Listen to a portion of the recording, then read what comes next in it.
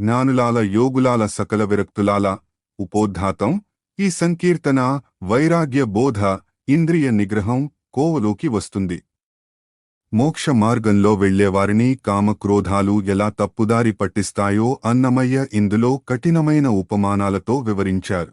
స్త్రీ వ్యామోహం లేదా ఇంద్రియ సుఖాల పట్ల ఆసక్తి అనేది విషంలాంటిదని, అది సాధకుడిని ఆధ్యాత్మిక పతనం వైపు తీసుకెళ్తుందని హెచ్చరిస్తూ శ్రీవేంకటేశ్వరుని దాసులకు మాత్రమే వీటిని జయించే శక్తి ఉంటుందని ముక్తాయింపునిచ్చారు. తెలుగు సారాంశం: ఓ జ్ఞానులారా, యోగులారా, విరక్తులారా, నేను చెప్పే ఈ నిజాలను నమ్మండి. లౌకిక సుఖాలు, స్త్రీల అధరామృతాలు కాలకూట విషం వంటివి. వారి చెయ్యి పట్టుకోవడం అంటే త్రాచుపామును పట్టుకోవడమే. వారి నవ్వులు, చూపులు విషపూరిత బాణాల వంటివి. మనల్ని మైమరపిస్తాయి. కాని శ్రీవేంకటేశ్వరుని దాసులు మాత్రం వీటన్నిటినీ తమ అదుపులో ఉంచుకుని తాము చెప్పినట్లుగా ఇంద్రియాలను ఆడించగలరు. English summary: in this intense philosophical song, Annamaya addresses sages, yogis, and those who seek detachment, virkathas. He warns them about the deceptive nature of sensory pleasures and worldly desires. He compares carnal attractions to lethal poison, kalakuta visha, and likens physical intimacy to handling venomous snakes. He describes the playful glances and words of worldly attractions as sharp arrows and hypnotic spells that can lead a seeker astray. However, he concludes that the true servants of Lord Venkateshwar are the masters of their senses, making these worldly temptations obey their command instead of being enslaved by them. వివరణాత్మక విశ్లేషణ పల్లవి: జ్ఞానులాల యోగులాల సకల విరక్తులాల నానా విధాల నివి నమ్మేరు సుండి. భావము: ఓ జ్ఞానులారా, యోగులారా, సర్వం త్యజించిన విరక్తులారా, వివిధ రీతుల్లో నేను చెప్పబోయే ఈ హెచ్చరికలను జాగ్రత్తగా వినండి. వివరణ: సాధనలో ఉన్నవారు తమను తాము అతిగా నమ్ముకోకుండా మాయా ప్రభావం పట్ల ఎప్పుడూ మెలకువగా ఉండాలని పిలుపునిస్తున్నారు. చరణం 1: అలరి ఇంతుల యధరామృతము లివియల్ల కాలకూట విషముల కరణి సుండి. శీలముతో వీరల చెట్టలు వట్టుటలెల్లా బాలనాగాల దొడికి పట్టుట సుండి. భావము: స్త్రీల అధరామృతాలు అని మనం భ్రమపడేవి నిజానికి భయంకరమైన కాలకూట విషం వంటివి.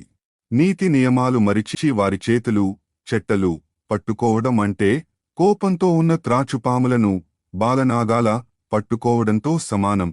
వివరణ: ఇంద్రియ సుఖాల వెనుక ఉన్న ప్రమాదాన్ని విషంతోనూ సర్పంతోను పోల్చి అన్నమయ్య హెచ్చరించారు. చరణం 2: కాంతలు నవ్వుచునైనా గన్నుల జూచిన చూపు పంతమున నలుగుల పాతర సుండి. బంతుల నెదుటనున్న పడతుల చెన్ను లివి. కంతల నొడ్డిన బడిగెండ్లు సుండి. భావము: వారు నవ్వుతూ చూసే చూపులు శత్రువు విసిరే పదునైన బాణాల, నలుగుల వంటివి. వారి శారీరక సౌందర్యం మనిషిని బంధించడానికి వేసిన ఉచ్చుల వంటివి బడిగండ్లు. వివరణ: బాహ్య సౌందర్యం ఆధ్యాత్మిక సాధకుడి ఏకాగ్రతను దెబ్బతీసే ఒక ఆయుధం లాంటిదని భావం. చరణం 3: జవ్వనపు గామినుల సరసపు మాటలెల్లా మవ్వమైన ఎట్టి చొక్కు మంత్రాలు సుండి. ఇవ్వలను శ్రీ వెంకటేశ్వరు దాసులకివి చివన జెప్పినట్టు చేసేవి సుండి.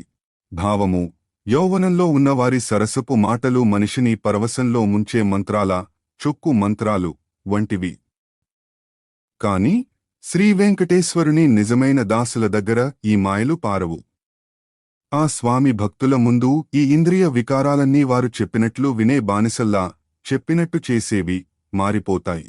వివరణ: దైవ భక్తి ఉన్నవాడు ప్రకృతిని, ఇంద్రియాలను జయిస్తాడే తప్ప వాటి కొనుకాడని అన్నమయ్య ముక్తాయింపు ఇచ్చారు.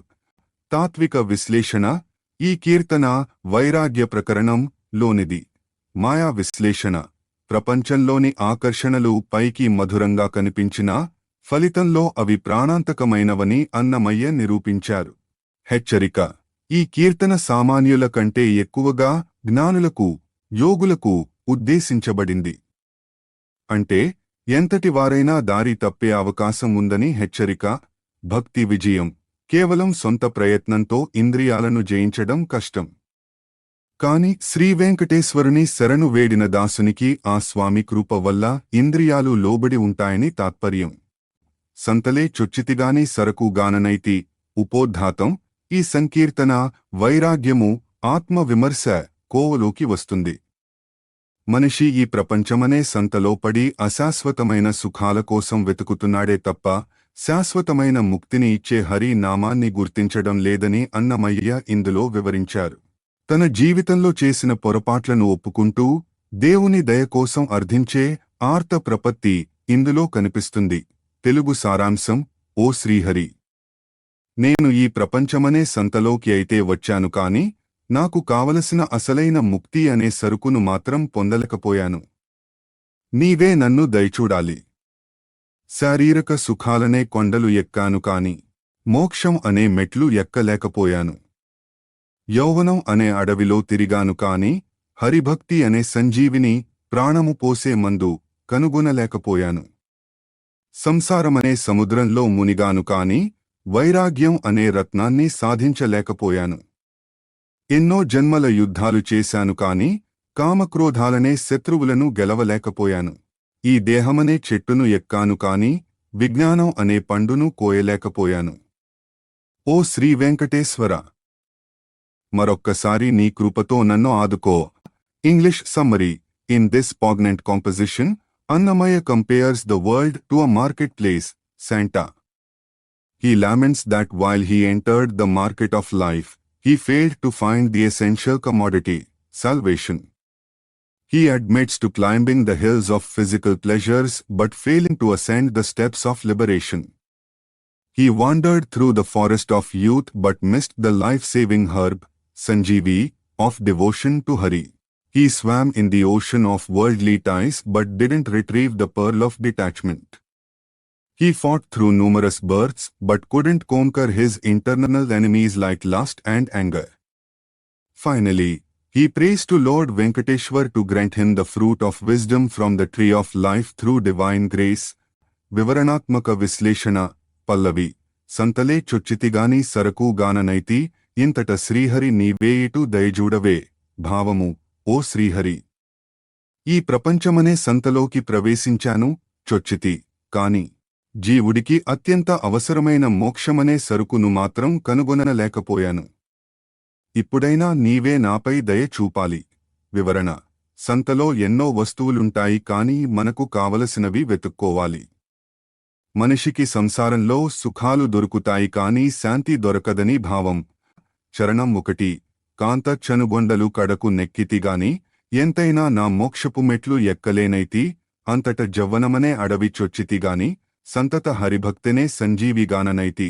భావము: స్త్రీల సౌందర్యమనే కొండల శిఖరాలను ఎక్కాను, వ్యామోహంలో పడ్డాను, కాని మోక్షాని దారితీసే ఆధ్యాత్మిక మెట్లను ఎక్కలేకపోయాను. యౌవనం అనే చిక్కటి అడవిలో దారి తప్పి తిరిగాను కాని భవరోగాలను పోగొట్టే హరిభక్తి అనే సంజీవిని మొక్కను మాత్రం గుర్తించలేకపోయాను. వివరణ: భౌతిక విజయాలు ఆధ్యాత్మిక పురోభివృద్ధికి సాటిరావని అన్నమయ్య చమత్కరించారు. చరణం 2. తెగి సంసార జలధి దిరుగులాడితిగాని అగడై వైరాగ్యరత్న మదిదేనైతి. పొగరు జన్మాల రణభూములు చొచ్చితిగాని పగటు కామాదుల పగ సాధించనైతి. భావము: సంసారం అనే అగాధమైన సముద్రంలో విరామం లేకుండా ఈదులాడాను కాని అందులో దాగి ఉన్న వైరాగ్యం అనే అమూల్యమైన రత్నాన్ని పైకి తీయలేకపోయాను, దేనైతి. అహంకారంతో నిండిన ఎన్నో జన్మల యుద్ధభూముల్లో తిరిగాను కాని నాలోని కామక్రోధాలనే అసలైన శత్రువులపై మాత్రం విజయం సాధించలేకపోయాను. వివరణ: నిజమైన వీరత్వం బయటి శత్రువులను గెలవడంలో లేదు, మనలోని వికారాలను గెలవడంలో ఉందని తాత్పర్యం. చరణం 3. తనువనేడి కల్పతరువు ఎక్కితిగాని కున విజ్ఞానఫలము గోయలేనైతి. ధనుడ శ్రీవేంకటేశ కమ్మర నీ కృపచేత దనసి ఏ విధులను దట్టువడనైతి. భావము: ఈ మానవ దేహం అనే కల్పవృక్షాన్ని ఎక్కాను కాని ఆ చెట్టు చివరన ఉండే ఆత్మజ్ఞానం, విజ్ఞానఫలము అనే పండును కోయలేకపోయాను. ఓ గొప్పవాడవైన శ్రీవేంకటేశ్వర, మరలా కమ్మర నీ కృపను ప్రసాదించు. నీ దయ ఉంటే ఏ పరిస్థితిలోనూ నేను తడబడను, తట్టువడనైతి. వివరణ: మానవ జన్మ దొరకడమే ఒక గొప్ప అవకాశం. అన్ని సంపాదించకపోతే ఆ జన్మ వ్యర్థమని అన్నమయ్య ముక్తాయింపు ఇచ్చారు. తాత్విక విశ్లేషణ. ఈ కీర్తన విఫలత్వ స్వీకారం, అడ్మిషన్ ఆఫ్ ఫెయిల్యూర్ ద్వారా దైవకృపను అర్థించే మార్గాన్ని చూపుతుంది.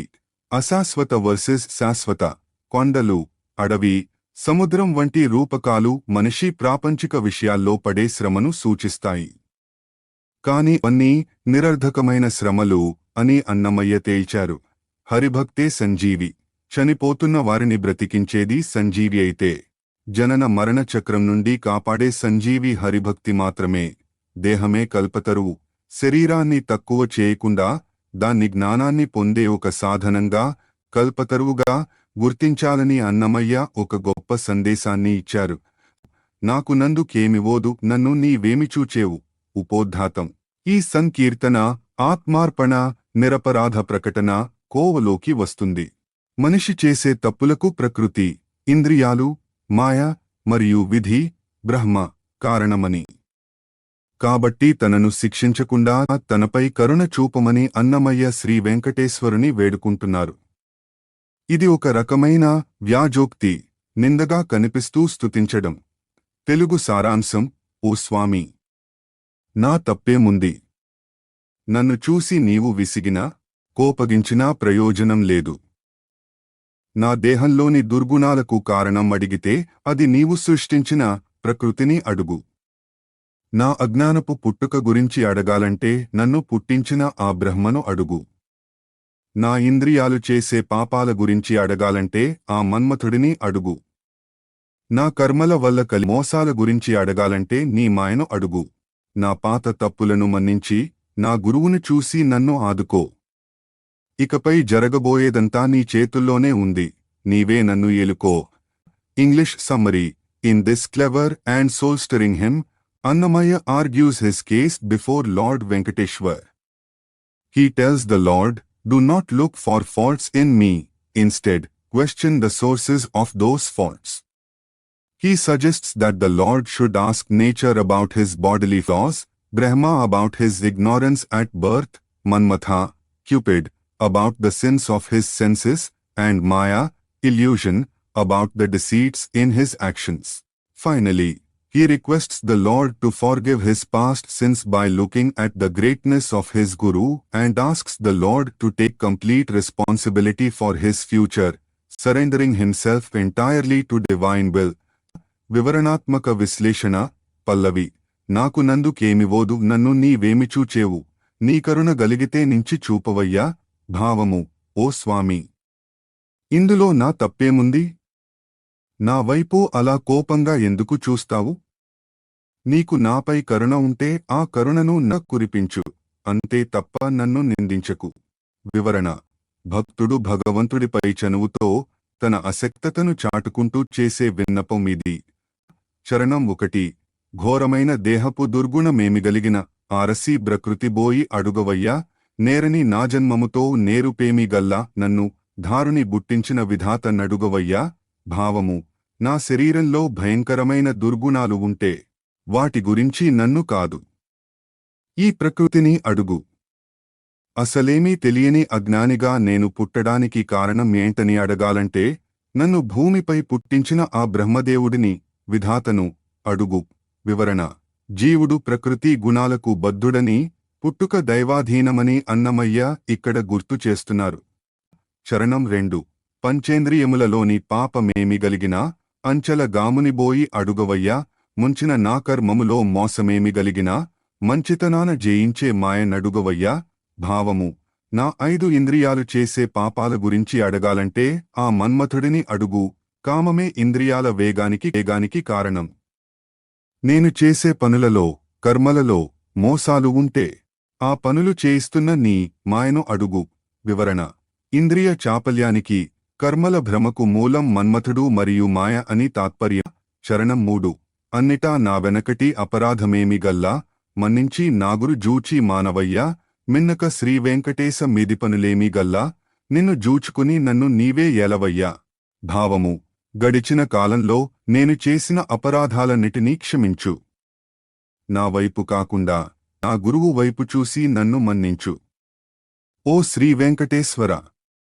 ఇకపై జరగబోయే పనులన్నీ నీవే చూసుకోవాలి. నిన్నే నమ్ముకున్న నన్ను నీవే ఏలుకో.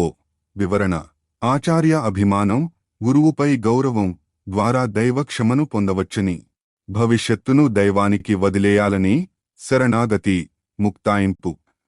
తాత్విక విశ్లేషణ: ఈ కీర్తన నిర్భర శరణాగతికి నిదర్శనం. కారణకార్య సంబంధం: దోషం నాది కాదు, ఆ దోషాన్ని కలిగించే పరికరాలు, ప్రకృతి, మాయ, ఇంద్రియాలు నీవే సృష్టించావు కదా అని అన్నమయ్య తర్కిస్తారు. గురు కృప: తన సొంత యోగ్యత కంటే గురువు యోగ్యతను చూసి దేవుడు తనను రక్షించాలని కోరడం విశిష్టాద్వైత సంప్రదాయం. పూర్ణ సమర్పణ: మీది పనులు అంటే భవిష్యత్తు.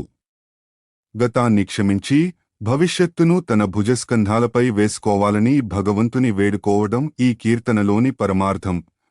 మడి హరిదాసుడై మాయల జిక్కువడితే ఉపోద్ఘాతం: ఈ సంకీర్తన జ్ఞాననిష్ట, అచంచల విశ్వాసం గురించి తెలుపుతుంది. ఒకసారి శ్రీహరిని ఆశ్రయించిన తర్వాత కూడా పాపపుణ్యాల గురించి లేదా లోక నిందల గురించి భయపడటం తగదని అన్నమయ్య చెబుతున్నారు. సింహంతి సూర్యుడు, సర్వాధికారి అయిన రాజు, స్వేచ్ఛగా తిరిగే ఆంబోతు వంటి శక్తివంతమైన ఉపమానాలతో భక్తుని స్థితిని అద్భుతంగా ఆవిష్కరించారు. తెలుగు సారాంశం: శ్రీహరిదాసుడైన వాడు మళ్లీ మాయలో చిక్కుకుని భయపడితే అది ఇతరులను భయపెట్టబోయి తానే భయపడినట్లుగా హాస్యాస్పదంగా ఉంటుంది. నిజమైన సూర్యుడికి ఎక్కడికి వెళ్లినా అడ్డంకులు ఉండవు, అలాగే జ్ఞానికి శాస్త్ర విధులతో అడ్డంకులు ఉండవు. కలత చెందిన నీరు తేటపడినట్లుగా జ్ఞాని మనసు ఎప్పుడూ స్పష్టంగా ఉండాలి. సర్వాధికారి అయిన రాజు తప్పు చేసినా ఎవరూ అడగలేరు, అలాగే పరమాత్మను నమ్మిన వానికి పాపం అంటదు. కాని భక్తుడే స్వయంగా అనుమానిస్తే అది రాజమార్గంలో వెళ్తూ సుంకరిని, పన్ను వసూలు చేసేవాడిని పిలిచి మరీ పన్ను కట్టినట్లు అవుతుంది. ఆంబోతుకు ఊరంతా తిరిగే స్వేచ్ఛ ఉన్నట్లే ప్రపన్నునికి, శరణు వేడిన వానికి నిందలు అంటవు. అయితే స్వామిని శరణు వేడి కూడా సోమరితనం వహించి కర్మలను అంటించుకుంటే అది తేనెటీగా తన తేనె కోసం తానే చిక్కుకున్నట్లు అవుతుంది. English summary: In this insightful composition, Annamaya explains the exalted state of a true devotee of Hari, Haridasa. He argues that once a person surrenders to God, falling back into worldly illusions is like someone trying to scare others but ending up getting scared themselves. A brave warrior or a wise person faces no obstacles, just as a king's actions are beyond question. He warns that if a devotee doubts their own spiritual security, it's as foolish as a traveler voluntarily stopping to pay unnecessary tolls. Just as a one's free without restrictions, a surrendered soul is free from worldly blame. However, he warns that being spiritually lazy while claiming surrender will only trap the devotee like a bee caught in its own honey. వివరణాత్మక విశ్లేషణ. పల్లవి: మడి హరిదాసుడై మాయల జిక్కువడితే వెడపించబోయి తానే వెంచినట్లవును. భావము: హరిదాసుగా పేరు పొంది కూడా తిరిగి సంసార మాయలలో పడి భయపడితే అది ఎదుటివారిని భయపెట్టాలని చూసి తానే భయపడిపోయినట్లుగా విడ్డూరంగా ఉంటుంది. వివరణ: భగవంతుని అండ ఉన్నవాడు దేనికి భయపడకూడదని, భయపడితే అది అతని భక్తిలోని లోపమేనని పల్లవి సారాంశం. చరణం 1: శూరుడైనవా డేడజొచ్చిన నడ్డము లేదు, ఆ రీతి జ్ఞానికి విధులడ్డము లేవు, కారణాన నప్పటినీ గలిగిన నది మరి తేరిన నీళ్ల వండుదేరినట్లవును. భావము: గొప్ప శూరుడు ఏ యుద్ధరంగంలోకి వెళ్లినా అతన్ని ఆపేవారు లేరు. అలాగే ఆత్మజ్ఞానికి శాస్త్ర నియమాలు, విధులతో అడ్డంకులు ఉండవు. బురదగా ఉన్న నీరు తేటపడితే తేరిన నీళ్లు ఎలా స్వచ్ఛంగా మారుతుందో జ్ఞాని మనసు కూడా ఎప్పుడూ ప్రశాంతంగా, స్పష్టంగా ఉండాలి. వివరణ: జ్ఞానోదయం కలిగినవాడు కర్మకాండలకు అతీతుడని భావం. చరణం 2: సిరుల రాజైతే నేమిసేసిన నేరమి లేదు, పరమాధికారి అయితే బాపము లేదు, అరసి తనకుదానే అనుమానించుకుననా తెరువే పో సుంకరి దెలిపినట్లవును. భావము: ఒక గొప్ప రాజు ఏం చేసినా అది నేరం అనిపించుకోదు, ఎందుకంటే ఆయనే న్యాయ నిర్ణేత. అలాగే పరమాత్మ కృప పొందిన వాడికి పాపం అంటదు. కాని భక్తుడే తన రక్షణ గురించి అనుమానిస్తే అది రాజమార్గంలో వెళ్లే బాటసారి, అనవసరంగా పన్ను వసూలు చేసేవాడిని, సుంకరిని పిలిచి మరీ డబ్బులిచ్చినట్లు, చిక్కులు కొని తెచ్చుకున్నట్లు అవుతుంది. వివరణ: భగవంతునిపై సంపూర్ణ విశ్వాసం ఉండాలని, అపనమ్మకం కొత్త కర్మలకు దారితీస్తుందని హెచ్చరిక. చరణం 3.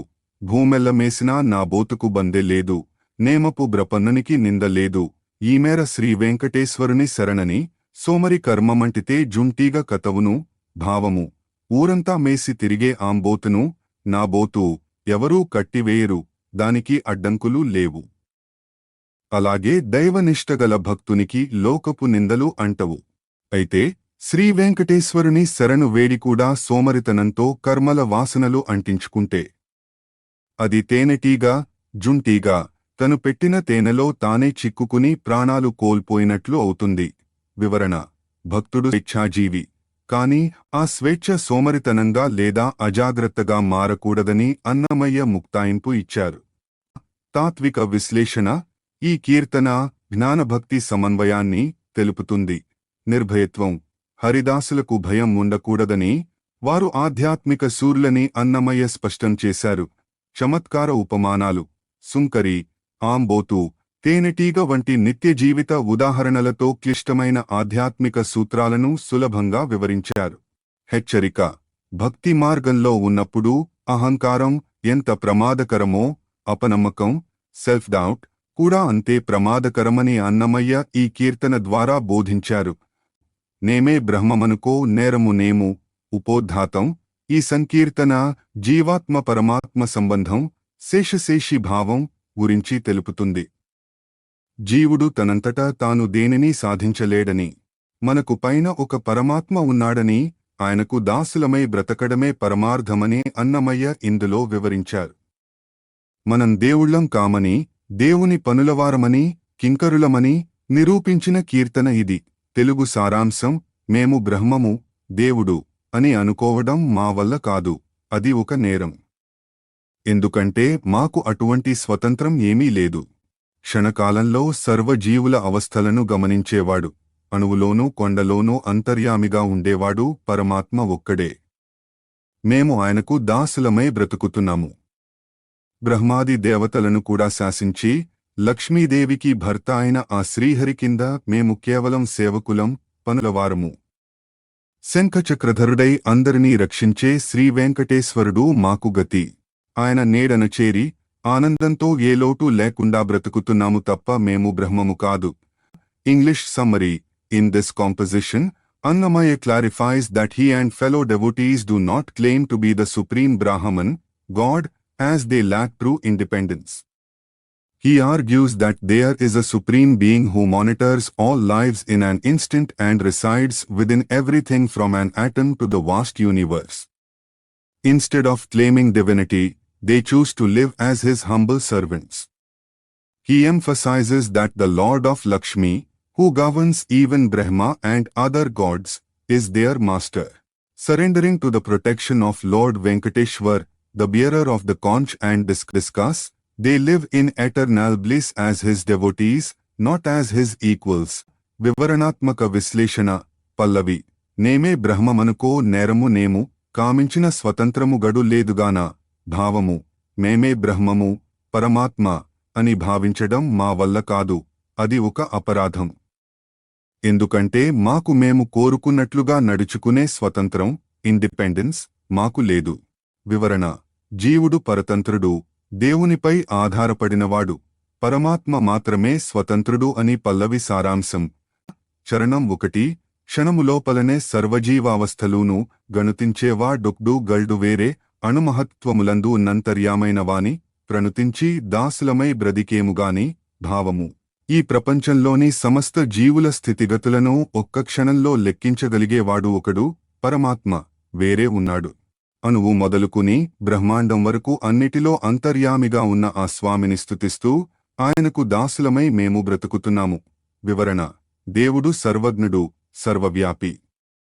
జీవుడు పరిమితమైన వాడు కాబట్టి దాసుడిగా ఉండటమే ధర్మం. చరణం 2. పనిగుని ఏలుటకు బ్రహ్మాది దేవతల గనిపించేవా డొక్డు గల్డు వేరే ననిచి సిరుల లక్ష్మీనాథుడైనవాని పనులవారము నేము బ్రదికేముగాని. భావము బ్రహ్మ మొదలైన దేవతలను సైతం సృష్టించి వారికి పనులను అప్పగించి పాలించే పరమాత్మ వేరే ఉన్నాడు. సకల సంపదలకు నిలయమైన లక్ష్మీదేవికి నాథుడైన ఆ శ్రీహరి దగ్గర మేము కేవలం సేవకులం, పనులవారము మాత్రమే. వివరణ: దేవతలకే దేవుడైన శ్రీహరి ముందు జీవుడు ఎంత అల్పుడో ఇక్కడ వివరించారు. చరణం 3. సతతరక్షకుడై శంఖచక్రధరుడై గతి శ్రీవేంకటపతి గల్డు వేరే అతని మలగుచొచ్చి యానంద పరవశాన బ్రతిలేక ఇందరిలో బ్రదికేముగాని. భావము ఎల్లప్పుడూ రక్షించేవాడు, శంఖచక్రాలను ధరించేవాడు అయిన శ్రీవేంకటేశ్వరుడు మాకు దిక్కు. ఆ స్వామి అండ మలగు చేరి ఆనంద పరవశులమై ఎవరితోనూ పోటీ లేకుండా ప్రతిలేక ఈ లోకంలో ప్రశాంతంగా బ్రతుకుతున్నాము. వివరణ: శరణాగతి వల్ల కలిగే ఆనందం నేనే దేవుడిని అనే అహంకారం వల్ల కలగదని ముక్తాయింపు. తాత్విక విశ్లేషణ: ఈ కీర్తన విశిష్టాద్వైత సిద్ధాంతం లోని కీలక అంశాలను బోధిస్తుంది. జీవీశ్వర భేదం: జీవుడు అణువు వంటివాడు, దేవుడు విభువు అనంతమైనవాడు. ఈ తేడాని గుర్తించడమే జ్ఞానం. దాస్య భక్తి: భగవంతుని పట్ల దాస్య భావన, సర్విట్యూడ్ కలిగి ఉండటం వల్ల అహంకారం నశించి నిజమైన శాంతి లభిస్తుంది.